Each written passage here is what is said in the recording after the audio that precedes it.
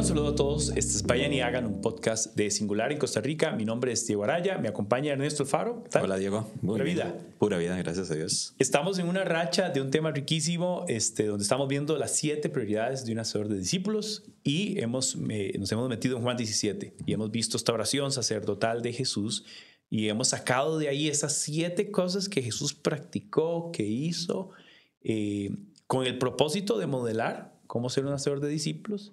Y finalmente que sus discípulos se tornen en los discípulos que fueron, que hasta el día de hoy somos parte de ese efecto.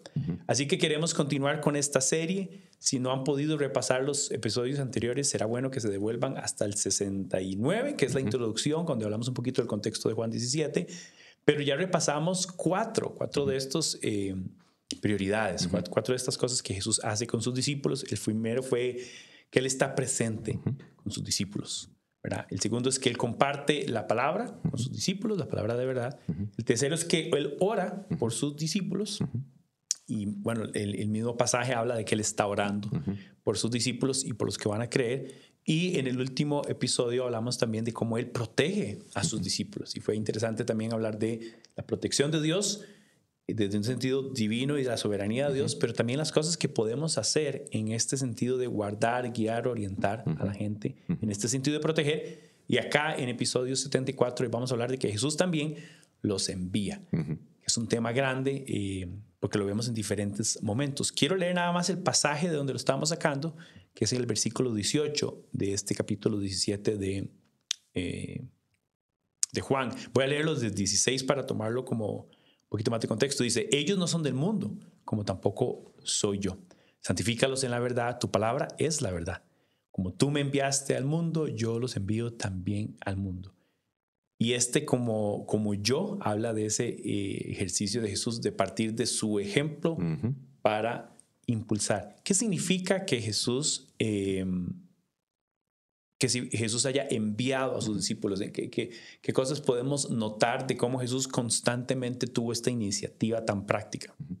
Bueno, muy relevante lo que acabas de decir, ¿verdad? Como el Padre me envió, Él se está poniendo de ejemplo. Y ya ahí ya parte algo muy importante. Por eso es que estamos estudiando estas 7 prioridades, porque Él dice que Él hace esto con sus discípulos. Pero también, y lo mencionaste en el episodio anterior, también Él es un modelo de cómo formar un movimiento de discípulos.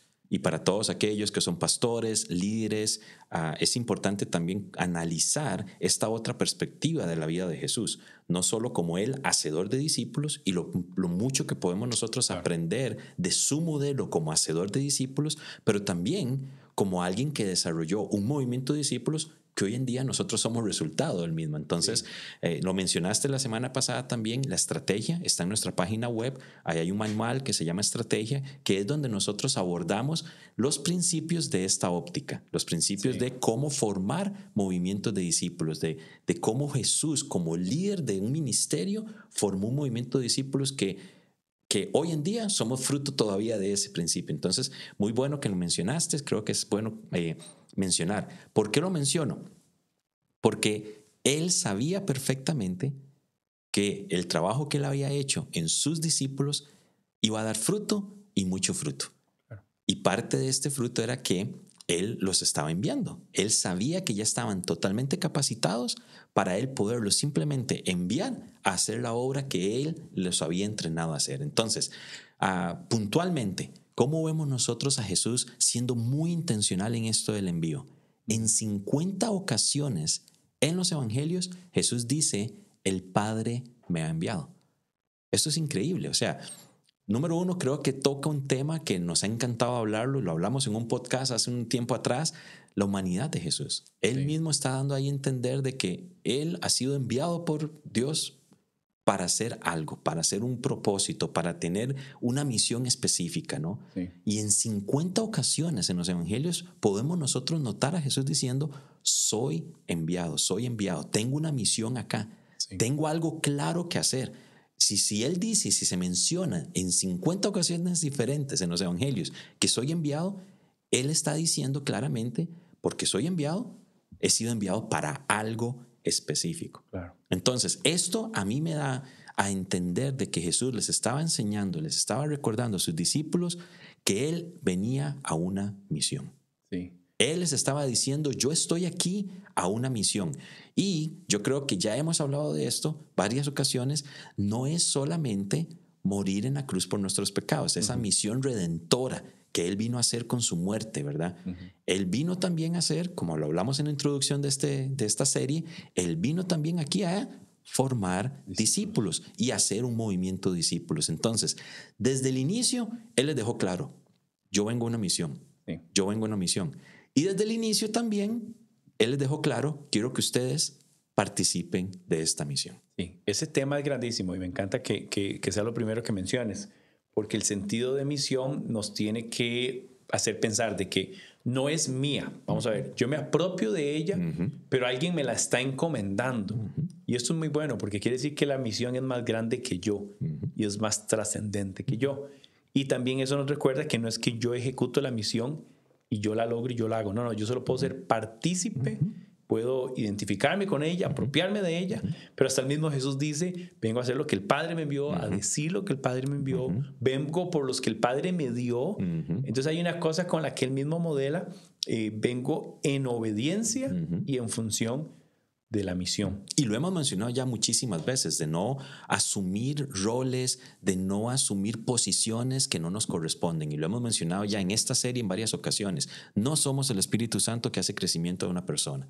El Espíritu Santo es el que da el crecimiento en una persona. No somos Dios quien protege como solo Dios puede protegerlo. Claro. Hablamos el episodio anterior. Como tú bien dices, la misión no es tu misión, no es mi misión. Es una misión que Dios tenía planeada desde que Él tenía, desde el principio de los tiempos. Jesús fue parte de esa misión, por eso Él dice que fui enviado, por eso Él dice que fui enviado, Él fue obediente a esa misión y nos vamos a dar cuenta también de que Él nos invita a ser parte de esa misión. Entonces nosotros simplemente somos parte de esa misión. Lo que ocurra con esa misión es porque Dios está trabajando. Es porque Él está cumpliendo la misión que Él se propuso desde antes. Sí, Pablo lo menciona como que somos partícipes del ministerio de la reconciliación. Otra vez, el ministerio de la reconciliación, nosotros somos partícipes. Primero hemos recibido esa reconciliación, hemos sido reconciliados con el Padre a través del Hijo. Y ahora reconciliados, nuestra misión es anunciar. Que es lo que Jesús hizo. Además, reveló el amor, la gracia, la verdad del Padre y les recordó: este sacrificio que yo efectúo viene para abrir la puerta, que Hebreos dice un camino nuevo, un camino vivo, que es Cristo como el único intercesor. ¿Qué implicaba para ellos, hablando de no solo estas 50 ocasiones en las que Jesús insiste en que Él es enviado? ¿En qué otros momentos podemos ver a un Jesús invitando activamente a sus discípulos a entender y a participar de esa misión? Y esto es bonito porque Él no solamente invita, Él los prepara para la invitación también. En 6 ocasiones diferentes vemos a Jesús llevando a sus discípulos a actividades evangelísticas, si se puede llamar así, un término bien coloquial, ¿verdad? Sí. Bien de la vieja escuela del evangelio, ¿no? Sí. Pero Él los llevó. Nosotros hablamos de las famosas 6 actividades de pesca. Esas como singular menciona esas actividades, pero son actividades evangelísticas. Son actividades en las que Jesús, de una u otra manera, se presenta como el Mesías, se está dando a conocer. Y Él, Jesús, mientras que hace esas actividades, Él capacita a estas personas, los capacita para que ayuden a esas actividades. Y lo lindo es que muchas veces podemos ver a Jesús después de esas actividades haciendo como un tiempo de retroalimentación, haciendo como un tiempo de preguntas y respuestas en las que Él comienza y ¿qué podemos aprender? Él estaba capacitando. Él sabía en un momento determinado que los iba a enviar, pero para enviarlos, Él necesitaba capacitarlos. Entonces, parte de esa invitación o parte del envío que Jesús le da a los discípulos es capacítense. Y eso es muy importante para nosotros, porque muchas veces nosotros, estamos tan animados en nuestra vida cristiana, estamos creciendo en nuestro caminar con Cristo, nos animamos a ser parte de la misión y todo, y queremos ya, desde la nada, formar una iglesia, plantar una iglesia, hacer un ministerio. Tomemos nuestro tiempo. Jesús tomó 3 años de ministerio para preparar a estas personas. Y nosotros que estudiamos la vida de Jesús cronológicamente sabemos que más o menos 1 año y medio, 2 años, fue donde Él comenzó muy intencionalmente a capacitar a estas personas, a exponer a estas personas a estas actividades para formarlos a él como los obreros que necesitaba el movimiento de discípulos que él iba a dejar después de su muerte y resurrección. Sí. Entonces, muy importante esto. Eso es una de las cosas que nosotros vemos en Jesús. No solamente los envió, pero los capacitó para ser enviados. Y fue parte de cómo los invitó. Fue parte como los invitó, ¿no? De hecho, en Jesús, en Estrategia, hay una sección donde hablamos de que Él lo hace.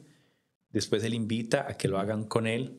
Después Él de alguna manera los envía y les dice, vayan, y los observa hacerlo.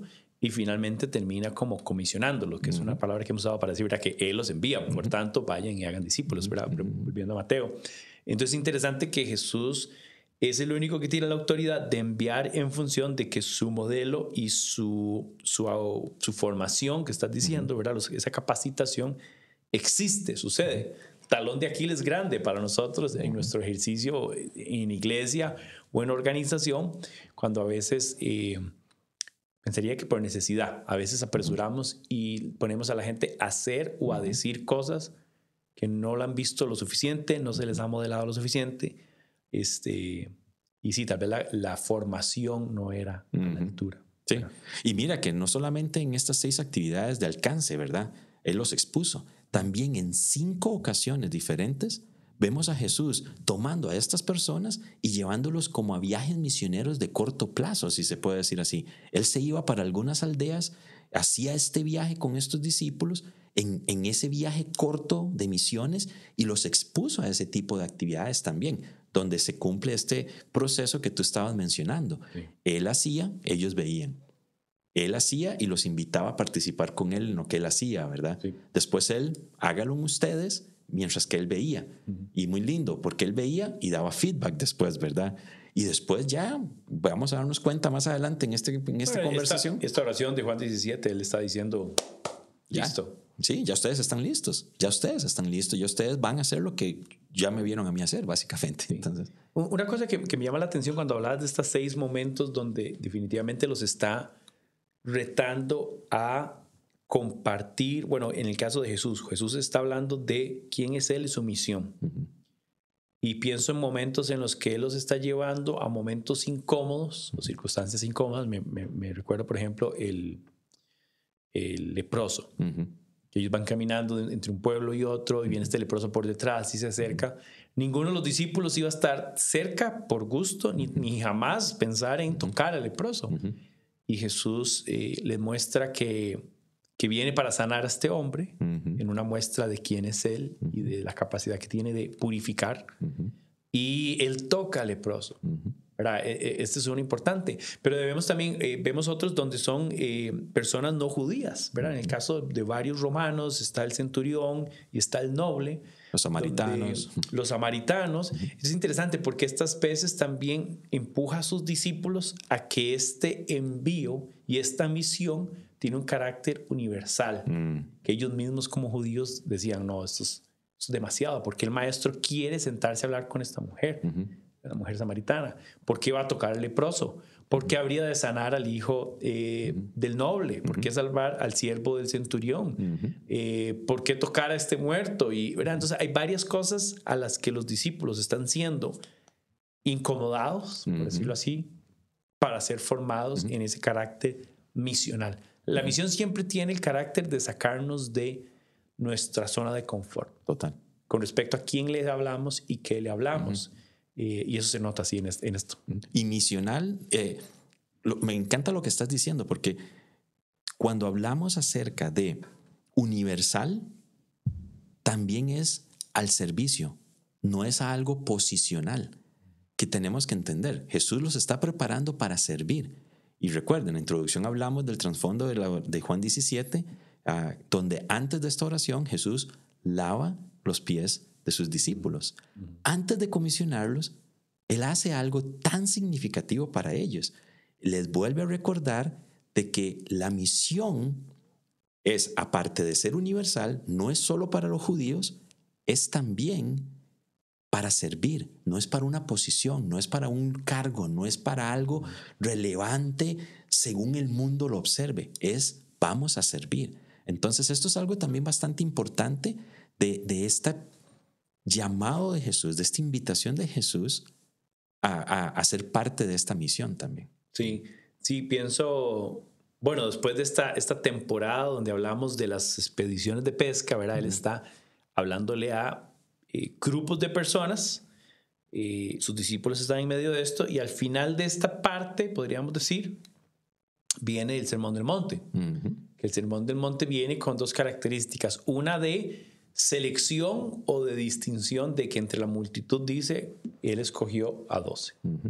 Que son estos 12 que vos mismo estás diciendo, ¿verdad? Pasó tiempo con ellos, les modeló, les mostró, les enseñó, los informó. Ahora los distingue, claro, les está diciendo, estos van a venir más cerca.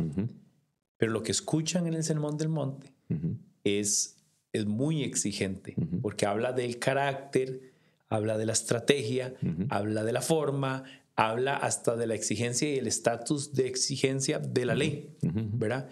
Y finalmente tiene que ver con la exigencia de ser parte de esta misión, ¿verdad? Él termina diciendo que el que escucha mis palabras y las pone en práctica es como este hombre prudente, sensato, Pero todo lo que está diciendo que hay que entender y hacer es demasiado. Yo siempre pienso que cuando Jesús escogió a los 12, primero se alegraron de la distinción y después de escuchar el Sermón del Monte, después dijeron, wow, ¿en qué zapato nos metieron? Yo creo que hay una carga de cuando a alguien le comisionan algo, de la capacidad de cumplirlo. Ese es el sentido de una misión. Claro. Apropiarse algo y decir, wow, esto no es fácil. No. Esto probablemente me va a tomar tiempo, sí. Dinero, sí. Mi vida entera, sí. Es la misión, pero el valor de la misión es llevarlo a cabo por aquel que te llamó a la misión. Claro, claro. Y me encanta cuando hablamos acerca de esto que estás hablando, estás compartiendo, de que él invitó a algunos más cerca a liderar. No los está diciendo de que su misión es liderar. No. Aquí es donde nosotros vemos los dos abordajes de Jesús, en hacer discípulos y formar un movimiento hacedor de discípulos. Cuando hablamos de movimiento hacedor de discípulos, él estableció una estructura muy orgánica, que en el manual de estrategia nosotros hablamos de esto, ¿verdad? Sí. De que sí, un movimiento necesita cierta estructura. Hablamos de qué es una estructura orgánica, que es la que creemos que vemos en el ministerio de Jesús. Pero en este movimiento, obvio, sí se necesitaban algunas personas que lideraran esto. Pero estas personas, líderes del movimiento, tenían la misión bien clara.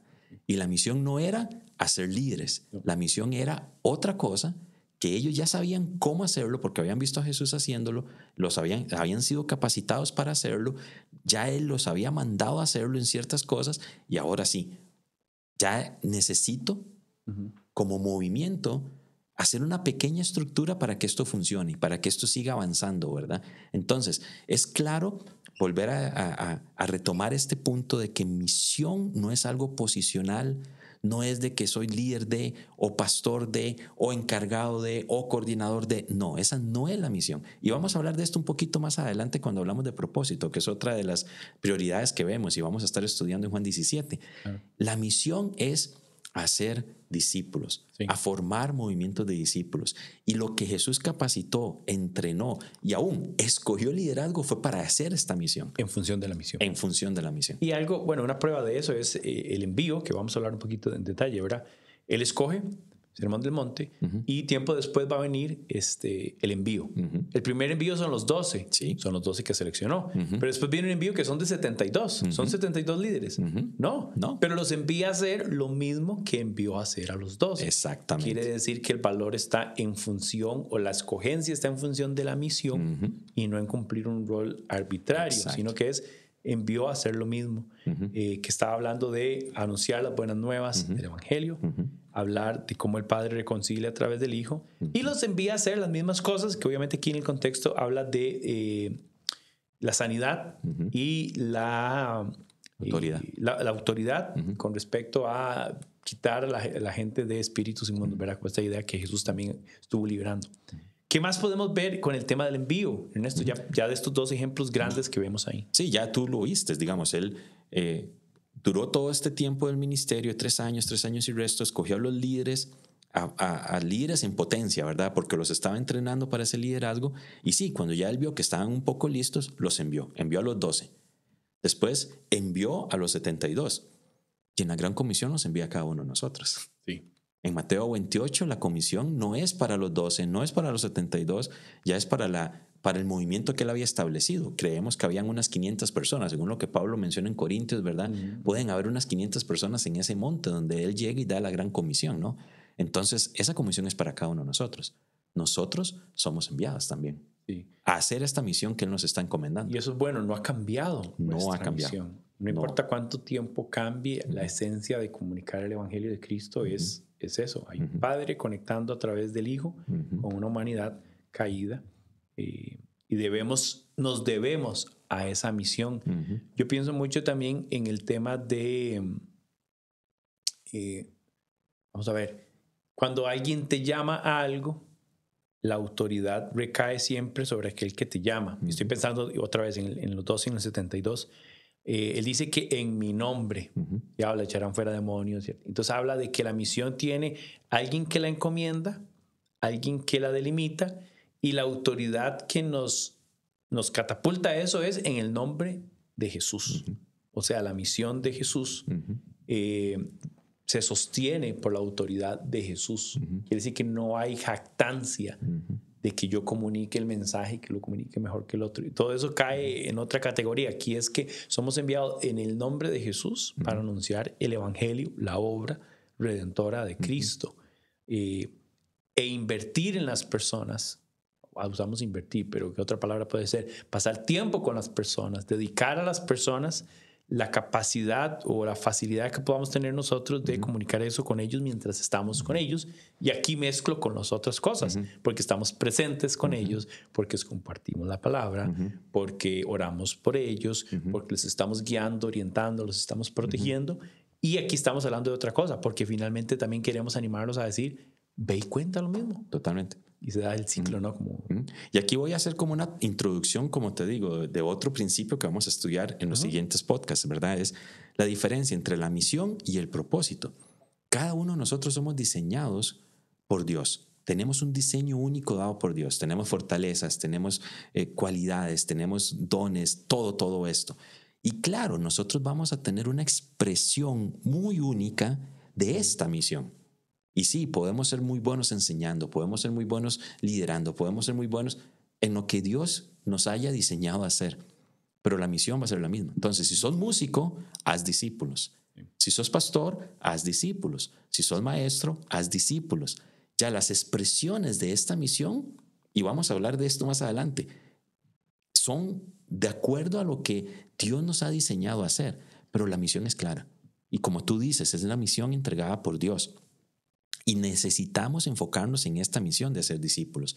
Por eso es tan importante recalcar otra vez, ¿verdad?, de que no es, la misión de nosotros no es una posición, no es un ministerio, no, la misión de nosotros es hacer discípulos. Si Dios nos va a regalar el privilegio de poder liderar, de poder ser de influencia a algunas personas a través de algo específico, bacán, buenísimo, hagámoslo, tomemos. Pero se sigue haciendo en función. Pero se sigue haciendo en función de ser discípulos. Y por eso también yo creo que como comunidades de fe, como iglesias, también deberíamos de entender, esa debe ser la misión de nuestra iglesia. Sí, claro que sí, debería ser la misión de nuestra iglesia, hacer discípulos. Si es la iglesia de Cristo, no puede tener otra misión que no sea la de Cristo. Exactamente. Y ojo con esto, porque a veces que hay agrupaciones muy nobles, muy lindas, pero su visión no es la de Cristo.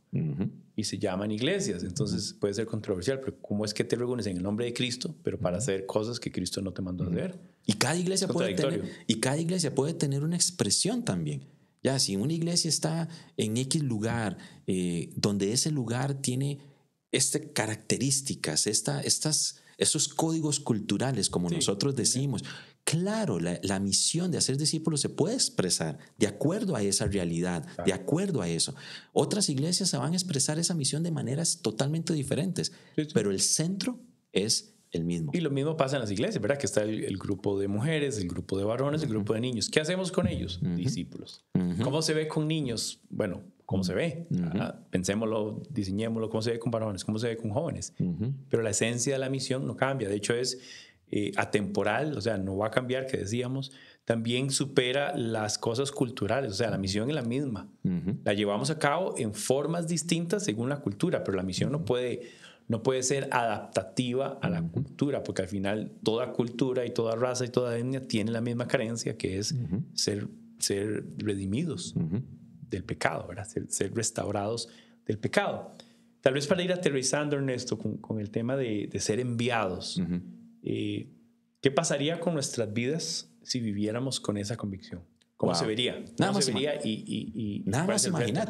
más imagínate, si nosotros tenemos una convicción, mira, yo estoy aquí porque he sido enviado por Dios para una misión específica de formar discípulos, de formar movimientos de discípulos. Imaginémonos cómo eso se ve reflejado en mi familia.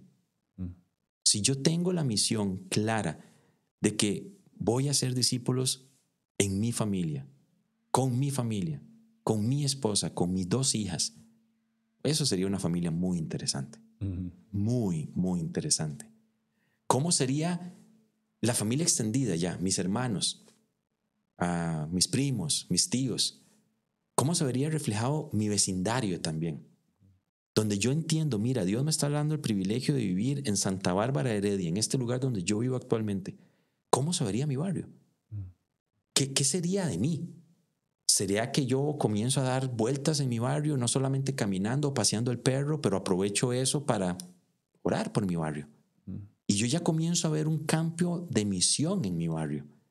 Yo veo un campo de misión en mi familia. Si estamos estudiando, si estamos trabajando, si yo ya veo un campo de misión en estos lugares, ya cambia totalmente la perspectiva. Yo creo que ya eso es algo que psicológicamente me puede afectar, porque puede ser que esté en un trabajo que no me guste tanto, que esté un poco de presión y todo, pero si yo ya le veo el trabajo un propósito más grande que solamente ir a hacer lo que yo tengo que hacer en el trabajo, de cumplir las metas y las expectativas que se me dan a mí como empleado, pero aparte de eso yo digo, mira, pero yo aquí tengo algo más que ofrecer en mi trabajo. Yo creo que yo voy a tener una pasión diferente. Sí. Voy a comenzar a ver algo totalmente diferente. Ya veo el barrio diferente, veo mi trabajo diferente, veo mis estudios diferentes, veo mis compañeros diferentes, veo mis vecinos diferentes, veo a mis compañeros de trabajo diferentes. Entonces, claro que va a cambiar totalmente la perspectiva. Sí, un reto que mientras hablabas estaba pensando que esta perspectiva habla de alguien de madurez, ¿verdad? Que ve toda oportunidad como una oportunidad de llevar a cabo la misión de Dios. Pero qué duro, porque es alguien que, vamos a ver, alguien con esa perspectiva que estás describiendo, habla de que ya hizo al lado algunas de sus propósitos y misiones, llamémoslo, para hacer de la misión de Dios algo central y primordial. Yo creo que aquí es donde viene el reto que al final a todos nos somete a la obediencia, porque nuestro ejercicio cristiano postmoderno es, tengo todas estas cosas que quiero hacer en mi vida, que son mi misión. Quiero pedirle a Dios que Él bendiga mi misión y que me permita hacerla. Y de repente tal vez yo le ayudo a Él con la de Él. Y es un postulado hasta irreverente decirlo, ¿verdad? En esta forma en la que yo estoy dando de ejemplo. Y qué duro, porque cuando uno vuelve otra vez al texto, Jesús está orando por sus discípulos, está modelando todas estas cosas y está a horas de dar su vida por la misión. Y nos pone contra la pared a todos, porque es como, ¿cómo estoy yo entregando mi vida a la misión en cuanto a tiempo, recursos y eso que estás diciendo? Toda oportunidad es una oportunidad para ver en ejercicio la misión de Dios, dar a conocer al Padre a través del Hijo. Y es durísimo, porque más bien nos acostumbraron que, o algunos tal vez nos dijeron, ¿verdad? Como no, usted haga sus planes, haga sus cosas y Dios te va a bendecir en lo tuyo. Y Dios te va a poner en gracia delante de los hombres. Y Dios, entonces, claro, es como nada más tomar un ejercicio teológico y de mi experiencia con Dios para que Dios bendiga mis planes, pero no estoy ejerciendo los de Él. Y tengo la misión de Dios como algo secundario en el mejor de los casos. Cuidado de no que tenga nada más un ejercicio religioso y la misión de Dios nos parte en ninguna parte de mi vida, ¿verdad? Ni las partes más sencillas. Y aquí hay un reto grande porque es una reeducación. Claro. Es detenernos y decir, vamos a ver, la misión de Cristo es una por la que vale la pena morir. ¿Qué requiere de mí? ¿Qué toma de mí? Y si estoy dispuesto. Y aquí es donde el evangelio, a la idea de esto que es para valientes, que es para tomarlo, es para asumirlo, se vuelve como algo inaludible. O sea, no puedo zafarme de esto. Si fui llamado, si fui escogido, si he sido el beneficiario de la misión de Dios, ahora me corresponde hacerme de esa misión y ahora ejecutar la misión también en cuanto a dar a conocer a Cristo. Y creo que estás diciendo algo muy importante. Creo que esto es algo que tenemos que reaprender y reeducar en nuestras iglesias. Como cristianos tenemos que reaprender lo que estás diciendo, y también si estoy invirtiendo vida en otros tenemos que reeducar, porque se nos ha enseñado muy diferente. Se nos ha enseñado que Dios gira alrededor de nuestros deseos, Entonces yo tengo mis deseos, tengo mis metas, Dios, ayúdame a cumplir estas cosas. Y no sé si es así. Ya estamos dándonos cuenta de que Dios es el centro de todo. Su misión debería ser el centro de todo. Y vuelvo a insistir, vamos a hablar de esto más adelante en otro de los principios, ¿verdad? En cómo Él acomoda nuestros deseos, nuestras pasiones, nuestros diseños, para también gozarnos en medio de lo que nosotros estamos haciendo para Él, para su misión, gozarnos también de lo que Él nos permite hacer también, del trabajo que estemos haciendo, del lugar donde estamos viviendo y todo eso. Entonces lo vamos a hablar. Pero yo creo que sí es algo que debemos reeducar. ¿Por qué lo digo yo? Porque ahorita nosotros, hay 3 palabras que me gusta siempre mencionar en cuanto hablamos de misión, y esto es, si nosotros nos ponemos a pensar en esto, son 3 palabras que van de la mano. 3 palabras. Pero el orden en que nosotros abordamos estas 3 palabras es el siguiente, y esta es mi postura, no estoy diciendo que es así. Nosotros primero abordamos la eclesiología. ¿Cómo hacemos iglesia? Nosotros pensamos primeramente en cómo hacemos iglesia antes que cualquier otra cosa. Cuando nosotros ya tenemos claro ¿cómo hacemos nosotros iglesia? Ya sabemos cómo hacemos iglesia. Vamos a pensar en la misión. Ok, ya sabemos cómo estamos haciendo iglesia. Entonces, de acuerdo a cómo hacemos nosotros iglesia, vamos a poner una misión. Bueno, entonces ahí es donde caen estas misiones un poco egoístas, ¿verdad? Sí. Donde, bueno, es que yo quiero hacer esto como iglesia, entonces vamos a meter la misión en lo que ya quiero yo hacer como iglesia, o aún como personas también, ¿verdad? Y por último, primero eclesiología, después misionología, ¿verdad? Y por último, ahí veamos a Jesús. Pongámoslo aquí para que... Pongámoslo acá. Y yo creo que así hemos sido enseñados. Así yo crecí. Y yo creo que si hacemos un análisis profundo de las iglesias evangélicas en América Latina, creo que así es como nosotros abordamos estos 3 temas. Yo creo que tenemos que reinvertir totalmente. Darle vuelta, claro. Comenzar con Jesús. Comenzar con quién es Jesús, quién soy yo en Cristo. Él me va a decir a mí la misión. Ya estamos diciendo que Él nos está dando la misión, y a partir de ahí, ¿cómo hacemos esta misión? ¿Cómo hacemos la iglesia? ¿Cómo la iglesia se hace para alcanzar la misión? Sí. Y sí, yo creo que tenemos que reaprender esto y enseñar esto, porque estamos, creo, invertidos en el proceso. Sí, eso nos pone en un montón de retos. Gracias por el tema, Ernesto. Buenísimo. Les recuerdo seguir viendo los episodios, los anteriores, que si alguno no ha podido verlo. Y los que quedan, nos quedan un par de prioridades más por ver, así que ojalá puedan anticipar esto. Tal vez cierro yo compartiendo la idea de que la misión de Cristo es una misión que vale vivir. Claro. Y por la que vale morir. Total. Y la otra cosa es que cualquier otra misión en nuestra vida es muy, muy probable que nos vaya a traer decepción y fracaso. Pero la misión encomendada en Cristo, que Él nos está también encomendando a nosotros, es la única misión que por definición no va a fracasar jamás. Porque Dios es perfecto, es eterno, es inmutable, todo lo conoce, todo lo sabe. Y si Él dijo que esta era la misión y va a suceder, va a suceder. Inclusive va a suceder con o sin nosotros. Así que creo que algo que es chiva también de reconocer es que bien el momento que alguien me habló de la misión y me captó con la visión y reconocí el amor, la misericordia, la gracia de Cristo, y que ahora estoy de este lado diciendo, vale la pena ver esa misión cumplir, porque va a pasar. Toda rodilla se va a doblar delante de Cristo Jesús, y hay que reconocer el privilegio para nosotros como creyentes de ser partícipes. Así que bueno, saben que esa misión es hacer discípulos, los motivamos que vayan a ser discípulos. Porfa, compartan estos contenidos, este podcast y otro montón de recursos que pueden encontrar en la página de singular.org. Compártanlos con otras personas que es probable que estén interesados también. Y bueno, sin más, vayan y hagan discípulos. Nos vemos. Chao.